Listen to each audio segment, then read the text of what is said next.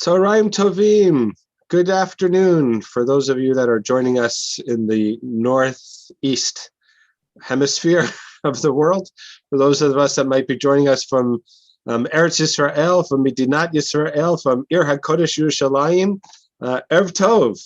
Welcome to Conversations Over Coffee. And I have the wrong background up. It's been a while since I've done this. There we go. Welcome to Conversations Over Coffee with Beth Tzedec. I'm Rabbi Steve Warnick, Reb Steve, one of the rabbis of Beth Tzedec in Toronto, Ontario, Canada. And it is my pleasure to welcome today Professor Ofer Marin, who is the new Director General of Shaare Zedek Hospital, Shaare Zedek Medical Center, rather, in Yerushalayim. He's the 5th Director General, but the first to be fully trained at the hospital. Joined the ranks 27 years ago and has grown up professionally in the hospital, lived to see the changes and will be at the forefront of its growth and future development. Professor Marin is a heart surgeon and an expert in emergency medicine. He's the head of Shaare Zedek's trauma unit, treating the most severe emergency patients in the Weinstock Family Department of Emergency Medicine. We're happy to have you here, Professor Marin. And I also have to give a shout out to your new director, the executive director of the Friends of Shaare Zedek, our friend Rafi Yablonsky, who's also a member of Beth Tzedec's board. So thank you, Rafi, for introducing me to Ofer and for having you here this morning or this afternoon and evening on Conversations Over Coffee. As we were waiting to sign on, we started to talk about COVID and the news, with Israel concerned about this 5th variant. I think it's the Omni variant, is what it's called. This 5th variant and the closing down of Israel for the next 2 weeks to all foreign travelers and a required quarantine for any Israeli who's coming back during that time. One of the reasons why I'm personally interested in this, Ofer, is that my daughter, who made Aliyah 2.5 years ago and lives in Haifa, is with us. And so we saw the news and it was like, just when you thought you were out, something pulls us back in.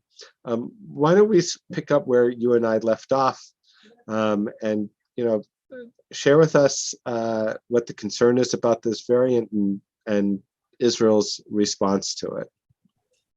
Okay, maybe just if it's okay, I'll go a few sentences back. You're reading my CV. Probably one of the most important lines was dropped off. I was working for 2 years in Sunnybrook in Toronto. Oh, really? Okay. So I have so you know the community. Memories and a lot of friends in Toronto. It was almost 20 years ago, but I was working for 2 years in cardiac surgery in Sunnybrook. Well, so you did your fellowship here? I did a fellowship there. Yeah. Wonderful. So, all right. So you know the community. You probably know a lot of the people here too. I know a lot of the people.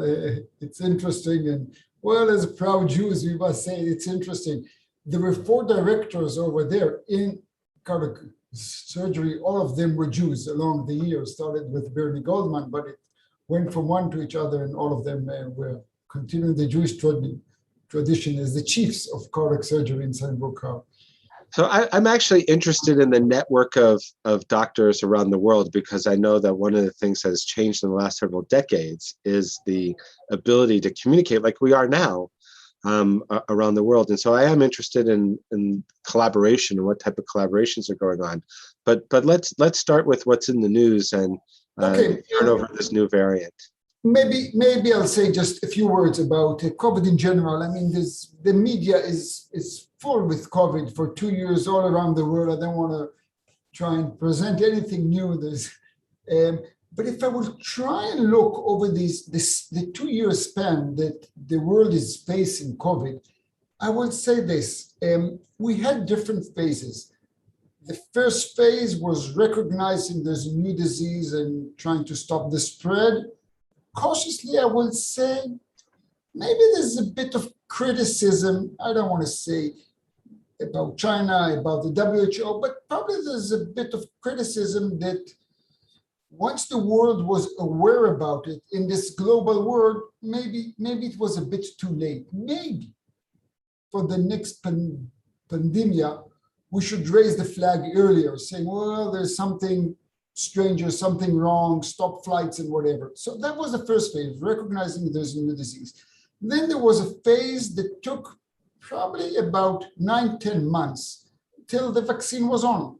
And what the world was trying to do along these 9-10 months, obviously, is the quarantine of people, the shutdowns and everything. Every country was dealing it in a little bit different way. I think that Toronto, at least, I guess in Canada, it's all over the same rules, but I'm quite aware of what happened in Toronto. It's quite similar to what happened in Israel, but we shut down most of the services and people were not allowed to go outside and so on. The idea of that was, let's wait for the vaccine to come. Once there's a vaccine, we can go back to normal life. As long as there's no vaccine, let's try to use the preventive measures, putting masks, distances between people, and the things that we all know. So that was the second phase, waiting for the vaccine to come up, and during this time to try and stop the spread with the precautions that we all know. Then there was the third phase. The third phase was the vaccine. The vaccine worked excellent. Almost everyone who got the vaccine was safe from getting COVID, and the ones that didn't get COVID got it in quite a light way. What are the vaccine rates in Israel today? There's a bit difference between the vaccine rate between ages, and if the vaccine includes the third vaccine, what is called the booster. The booster. But Israel, at least in the first months, was number one in the world. Number one in the world for the first 2-3 months. The vaccine, Israel was able somehow to put a hand on it, maybe because it's a smaller, confined country and area, that Pfizer was probably interested in trying to see that if you can try to vaccine, a country that has very strict borders, and to see what's going on. I think this is probably one of the reasons that we were. But in the age group that we were able to give the vaccination at the beginning, we were reaching 80 to 90% and over. So we got high numbers. So that was the third phase, that people were getting the vaccine, and it seems very safe. And then at Israel, at least, what we call the fourth wave. In Israel, it went up and down with waves. In some countries, it was more flat. But in Israel, it was really up and down. Each time it was up, and then everyone was in quarantine and shut down and everything, and then the numbers dropped and so on. And then the third wave stopped once the vaccine was on. The fourth wave started about September, and we had the question in the first months was, why do we see a surge of COVID? And we said there's probably one of two reasons. One is that there's a new variant, and that was the time that the world was facing the Delta variant. And the second time that the vaccine wears off within 6-8 months. We were not sure. The answer from this point was the easier, the better one, is that the vaccine wears off after 6 or 8 months. And so we gave the booster and the number dropped again. So that's the fourth phase. We are now facing maybe a fifth phase. There is a new variant, but we don't know. The most important question each time there's a new variant is if the vaccine is good for this new variant. We will know the answer within the next few days, the next week, not more than that. So we are uncertain at this point that we're speaking now. What's going on? The first, cautiously, I will say, result is that the vaccine is good also for this new variant. What role has Shar Tzedec as a medical center played in both? Obviously, treating patients with COVID seems rather obvious, but what are some of the other more strategic roles that Shar Tzedec has played in terms of Israel's knowledge base and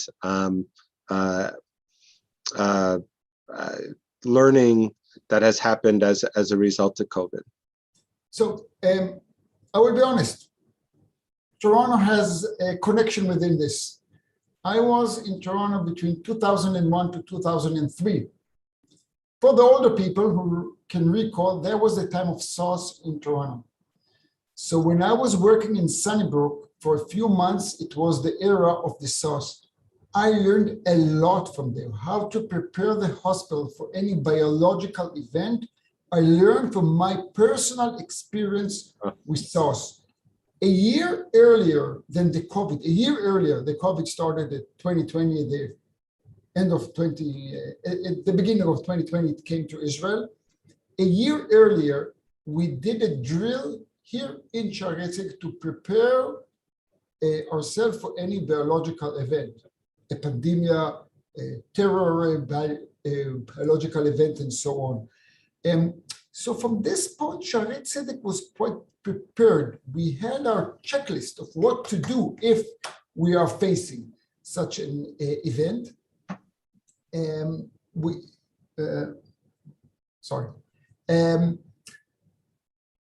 At the first weeks, hospitals were very cautious about it because it seems that if patients will hear about that here in Shaarei Tzedek there are COVID patients will be afraid. Ladies coming to give labor will be afraid and to go to other places and so on. So a lot of the hospitals at the beginning were trying not to accept these patients. I would be honest, if you ask me what it was the role of Shaarei Tzedek, we opened our gates. Shaarei Tzedek, we open our Sha'arim, our gates, from the first day for the population of Jerusalem. 2 weeks after the COVID started, Shaarei Tzedek was the #1 hospital in Israel, if I'm speaking number-wise. So I'll be very proud saying we are the best one. But, you know, the one thing that no one can doubt is figures. We were the #1 in Israel hospital treating patients because we very quickly were able to transform our regular work into work with the pandemic. We were very early with the mindset of how to separate the services we are giving between the regular patients. Patients are still coming with myocardial infarcts, with strokes, with infections, with whatever, and treating the COVID patients out to somehow, I will say, to separate to 2 different areas. Did you have to, like here in Canada, a lot of the elective or surgeries that weren't deemed urgent have been put off, and there's a huge backlog as a result of that. Was that something that you had to do in Shaarei Tzedek, or did you were you able to maintain some of those kinds of treatments even while you were dealing with COVID patients? In each one of these waves, we had to stop some of the elective work in each one of them. Right. We had to recruit more staff members to treat the pandemic, and it was staff members, some of the surgical departments as well. The backlog is not too bad.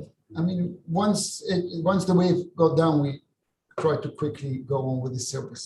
To what extent do you think that being one of Israel's major trauma centers also assisted in your ability to pivot, so to speak, from ongoing care to a pandemic? I think in general, Shaarei Tzedek is quite strict about preparing itself to any, I would say, major events, any mass casualty events. It can be a trauma event, it can be a natural disaster, it can be a pandemic. I think, again, I want to cautiously say it, I think that we're quite good in transforming our regular work into, you know, critical times. The transformation is quick. Within a day or 2, we can I think it might be helpful for people to know how big is Shaarei Tzedek? How many beds do you have? So Shaarei Tzedek is a 1,000 bed hospital. We are within the hospitals in Israel. There are 26 of them, general hospitals. Shaarei Tzedek was the one that made the largest leap in size in the last decade. We doubled our size in a decade. So wow.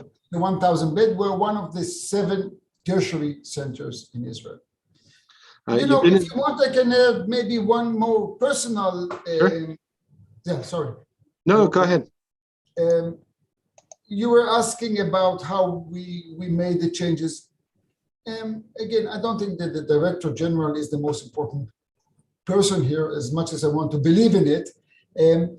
But I do think that my personal experience had something to do with the ability of Shaarei Tzedec to prepare itself very quickly to the pandemic. So in the last 15 years, I'm responsible, way before I became the Director General, in the last 15 years, I'm responsible for the preparedness of hospitals to mass disasters. So I have a lot of experience in this. In the last 20 years, I'm the director, the chief of the. Is that I'm sorry, Professor, is that for Shaarei Tzedec or is that for all the hospitals in Israel? No, this is for Shaarei Tzedec. I have a lot of national positions, and I start to say as one of my national positions, in the last 20 years in the reserve forces, I'm the commander of the field hospital of Israel. So I deployed within this reserve force hat to multiple disasters around the world. I was at least in 6, 7 disasters outside of Israel. So I have a good understanding of how to prepare to any mass casualty events. I want to get back to that in a moment, but Shaarei Tzedec's been in the news recently, both for the sinkhole that happened in your parking lot, and also as the hospital that treated the recent terrorist attacks in Jerusalem, where the victims that survived were brought to Shaarei Tzedec. The sinkhole stuff happens. How are the terror victims faring? Are our prayers for refuah shlema making a difference? So last Sunday we got a few victims from the terror incident. One of them was really critically injured. He got 5 wound shots from his face to his legs. He came really in a critical condition. The credit is for the person who exchanged me. I was the director of the trauma unit here for a decade, and there's a new guy who is much better than me. He knows excellent the job, and he saved his life. So he was brought immediately to the operating room for the emergency room. He was operated, he was stabilized. We took him to the intensive care. We had to take him back the same evening to a surgery in a different place in the body. So to treat these critical, severely wounded trauma patients, there's a lot of strategy you need besides saying, okay, his spleen was injured, you have to take the spleen out. He had multiple injuries, and you have to know what is the first priority to save his life and what's the priority in the next few hours. So you can take the same patient 3-4 times, plan surgeries within the first 24 hours, taking back and forth, and each time you know exactly what you want to do. Now you operate, you stabilize them, and so on. And so yeah, we had in the last months, unfortunately, there was some rise in terror incidents within Jerusalem. I don't know, there's ups and downs. There was maybe a surge. I hope things are quiet now. Amen. But that's first of all, it's amazing that someone who could be critically injured like that. Unfortunately, as you said, Israel has a lot of experience with that kind of trauma, and thank God for that. And so we hope that all those patients continue to recover, and we extend our condolences to the families of those who've suffered a loss. I was interested in your comment about being part of Israel's first responders around the world, and the field hospitals that get set up. Out of the 6 or 7 different tragedies that you responded to, what was one of the most interesting or meaningful experiences that you had? I would say, without thinking, even Haiti. Haiti in 2010 was one of the most powerful personal experience that I have had in my life. I would honestly say that in many ways, when I look back, I think this is one of the things that changed many medical thoughts in my life. I mean, the main reason, I mean, there's a few reasons, but if you'll ask me to name one main reason why is that, is because the magnitude of the disaster was without anything to compare with other disasters. Just to recall a bit of the numbers, earthquake is an event that takes a minute. The ground shakes for a minute, that's it. Within this minute, something like 230, 250,000 people died, and another 300,000 people were injured. Now, Israel was the first one on ground as a medical unit, not people that were, physicians or nurses that were already in the country. We were there within 48 hours. So you land in a place after 48 hours, and it's like scenes that you can't put back into your mind. There's tens of thousands of people lying down on the road seeking for medical assistance, and you have somehow to concentrate and decide what is the best working plan. What should you do now, with the understanding obviously that by far you're going to treat only a very small fraction of these patients. Which patients to concentrate on? What is the best way to work? And how to keep your staff people, your personnel sane, because this is something that is beyond anything you can understand. So this was really a powerful experience in my life. And again, I saw disasters later on in Nepal, in the Philippines, in Japan, in other places, in the Syrian border and so on. But the magnitude of this disaster was beyond anything you can imagine. I remember that disaster. I had a friend from the States who was also a surgeon who went to Haiti with Doctors Without Borders. I remember hearing from him that experience as well, very similar to what you described.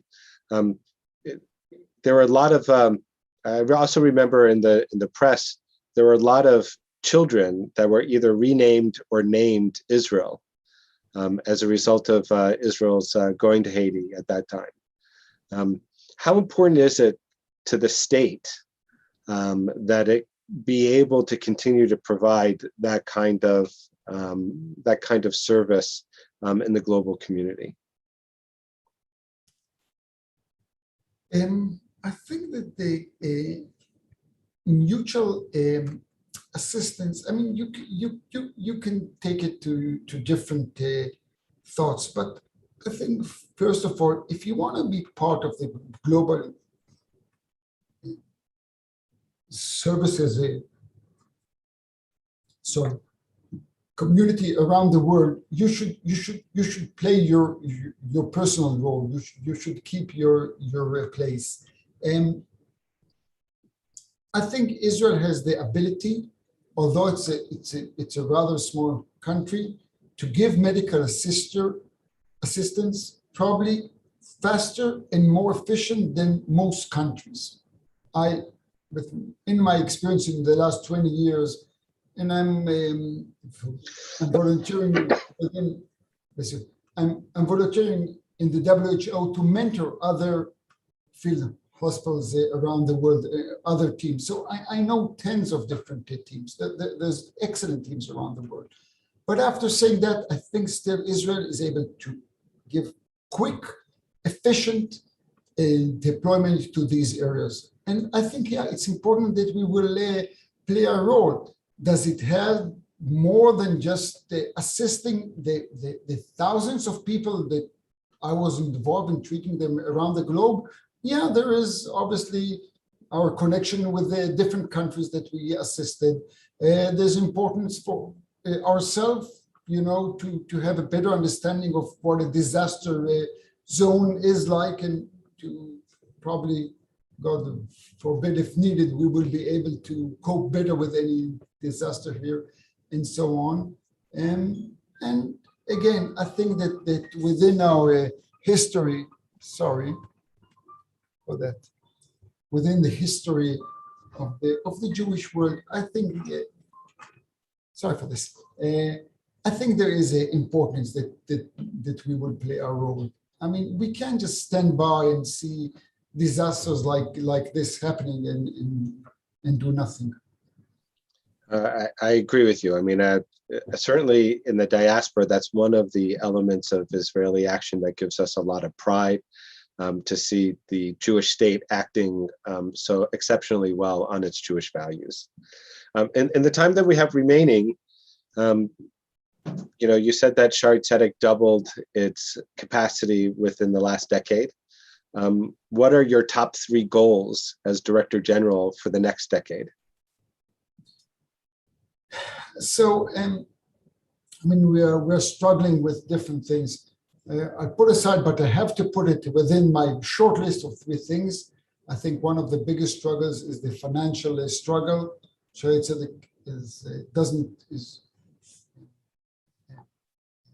independent. It doesn't belong to the government, so it has to try within this complicated financial situation of the medical services. We have to stabilize our finance. This is one of the struggles. I think within the medical services that we are giving now, we have to try and understand where we're heading to. I'm a cardiac surgeon. When I started my residency almost 30 years ago, heart disease was the #1 killer, and we had excellent cardiology services.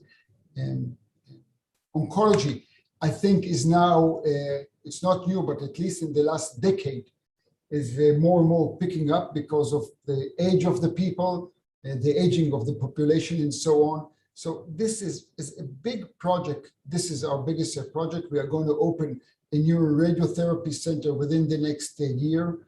So I think this is, from the medical point, the one biggest project that we have.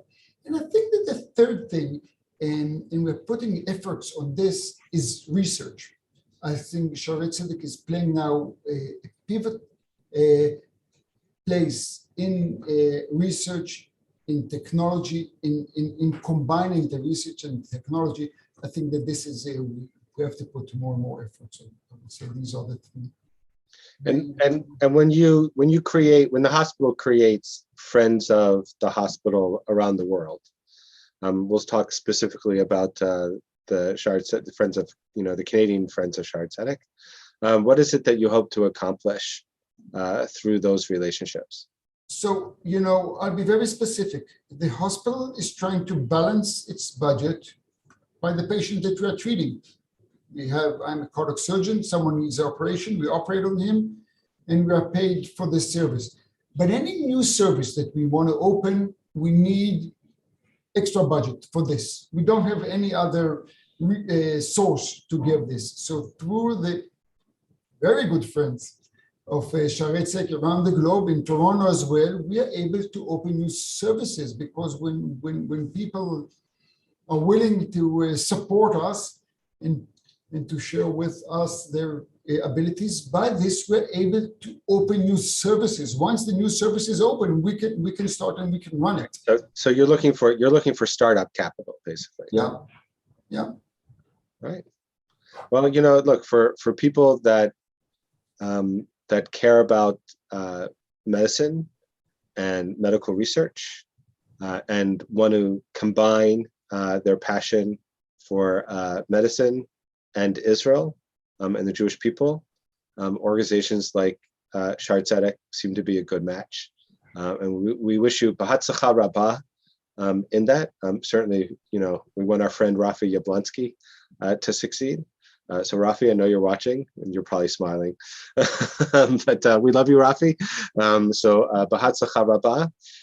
And let me take this moment, Professor, to thank you for your service to the Jewish people and to the world, and to the patients and staff and medical personnel at Shaare Zedek. Not just, during COVID, all of us around the world have gained a new appreciation for medical professionals and for frontline workers. So not just for that, but really day in and day out for the work that you do.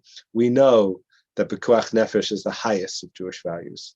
And all other halakha, all other Jewish law and practice gets pushed aside when necessary for Pekuach Nefesh.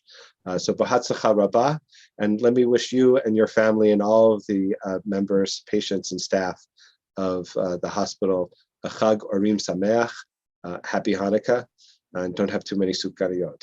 Although I've seen lots of pictures from my friends in Israel and they look delicious.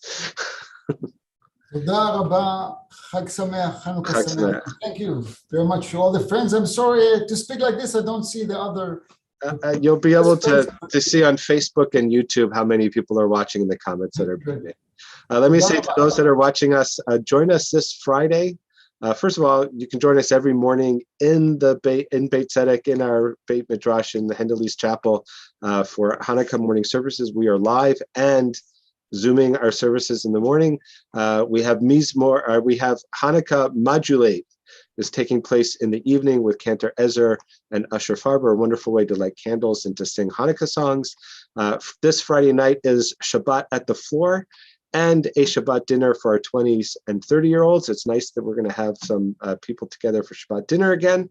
And Shabbat morning is 9:30 in person and or on our live stream. I want to wish everyone a Chag Orim Sameach, and be sure to join us at Beth Tzedec, www.beth-tzedec.org, where we can partner together in building a meaningful Jewish life. Bye-bye, everyone.